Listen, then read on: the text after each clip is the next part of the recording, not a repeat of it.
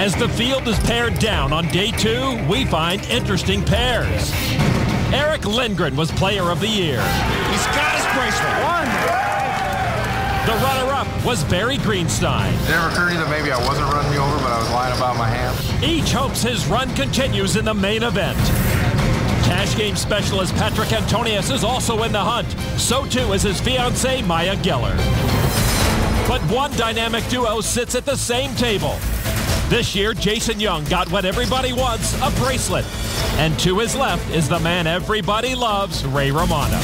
I was not acting, I swear to God. The second day is a day of 2s, but they all have one goal, survive to day 3. This is an awesome tournament. I just want to experience a little more of it.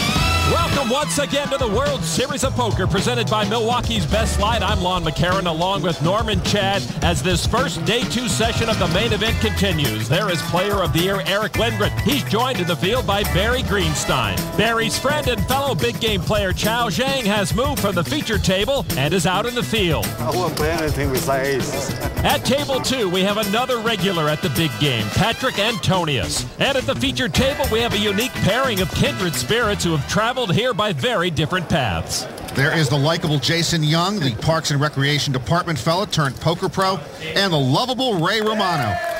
Like Jason Young, he has New York roots. Ray lived in Queens a long time, and then he was, on TV. I'm a little drunk. Sorry. Well, you turn the bright lights on an actor, they immediately start working the crowd, don't they?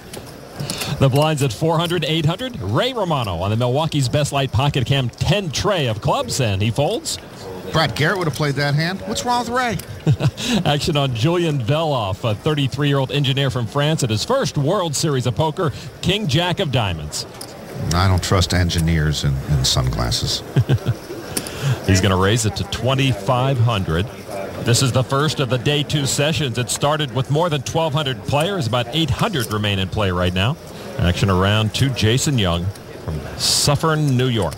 I've been working with Jason on the pocket cam. He's getting a little better. Ace-9 of diamonds calls from the big blind. He'll be heads up with Veloff. The flop is Deuce-7 Jack. Pair of jacks to grab the lead for Veloff.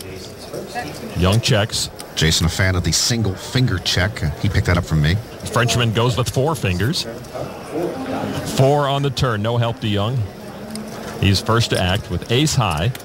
Makes it 3,400 to play. Jason trying to bluff Veloff off top pair. He didn't get that from me.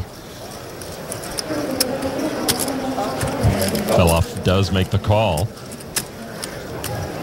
River card is a 5. Veloff earns the check mark. Young reaches, goes for 6,200. You teach him that? He's on his own now. How much? Oh, you know it's 6,200.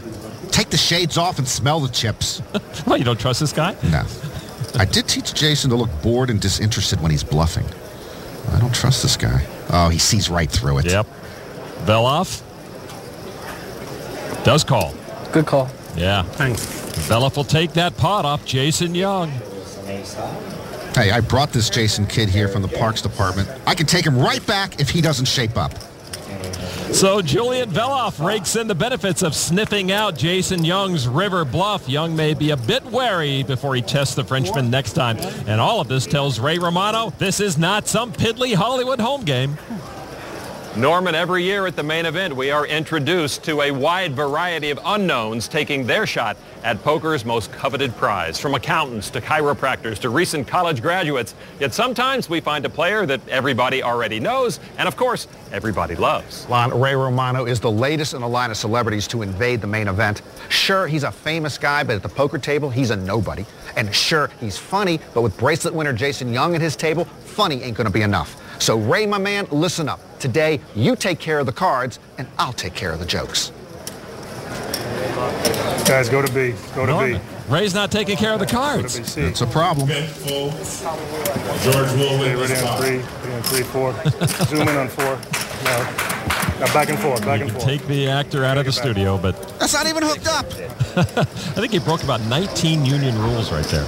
Let's go out in the field where we find some interesting pairings. Brooklyn pro Billy Gaze is at the same table as LA pro Chino Ream. Chino's in a hand with Mark Garner right now. Chino has the check mark, but Garner has bet 25,000. How do you just call me on the flop and turn with the nuts. You have to have like 2 5s or 2 8s.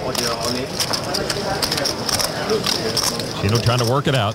He'll make the call. Ace king. Let's go. And he'll take that pot. Thank you, sir. Nice call. Mark Garner finished 25th in the main event in 2006. Chino Ream gets the better of him there. You had me worried, Mark. You really did. You had me worried, buddy. The LA Pro pulls in a pot elsewhere at another table. Looks like Blair Hinkle has seen his last river card. He's been knocked out. Report to the rail. He and his brother Grant made World Series history, becoming the first siblings to win bracelets in the same year. There is Vanessa Russo, who was paired with Blair Hinkle at the same table earlier. Vanessa folds in disgust. She's got a lot on her mind with the whole Chad Brown wedding coming up. Elsewhere is another fiancée, Maya Geller. Maya has put out a bet. Looks like her opponent folds, and she's got the pot. You see, she's engaged to Patrick Antonius, so she's in a more upbeat mood than Vanessa. And over at table 2 is her fiancé, Patrick Antonius, who was dealt pocket aces. Jason Lodi from Costa Mesa, California, caught a pair of kings on the flop. And he has moved all in. Almost 15,000 for Patrick to call. Well, Patrick trapped Lodi in this hand by just smooth calling pre-flop with the pocket aces, but the all-in bet is pause for concern. And Antonius will call and put Lodi at risk. Lodi works for a company that sells electricity. He's going to need to catch lightning in a bottle here against Patrick's aces. Antonius, a cash game monster, still looking for his first bracelet, and here looking to knock out Lodi. All right, now the turn card. Lodi at risk. And it is a jack and 2 pair for Lodi. He takes the lead. So now Patrick Antonius can only knock out Lodi with an ace, deuce, or 4. River card now is a deuce. It pairs the board, and aces up will beat kings up. Patrick turns things around and knocks off Jason Lodi. Oh, well, that's life. And it's a pretty good life for Patrick Antonius. Beautiful fiancée, beautiful baby girl, and chips to stack at the main event. Easy living. He does find some luck, and that's required to keep grinding here at the main event. Back to our feature table, where we find Ray Romano. I need somebody. I don't have anybody. Like when I go all in, I want somebody to, like, you're my guy. No, you're my guy. You're my guy. That's my all-in guy right there. If I double up, I go there. I asked him to concentrate on the poker, and he's worried about entertaining. That's not good. I'll handle the jokes, Ray. Ray reread Doyle Brunson's super system before this main event, so he is primed for success. He burned him too, right? Action on Romano. Ace-king, offsuit. I'm pushing him. Oh, he doesn't have much to push, just over 11,000, but Romano is all in. I've got to worry about 2 guys at this table today, Jason Young and Ray Romano. It's a lot of responsibility. Get a card at a crazy horse. Set that up. Now that Ray's busy with poker, here's one for you, Lon. How do truckers win all their pots? Set it up. How? On a semi-bluff. I told you I'd take care of the jokes. That's from Ezekiel Guza of Poker News. He's helping me out. All right, well, you do need help. All right, action folds around to Alexander Schwab. This guy knocked out Scotty Wynn. Ace-jack. I call. And he calls from the big blind. Ray at risk, but he's going to like it. So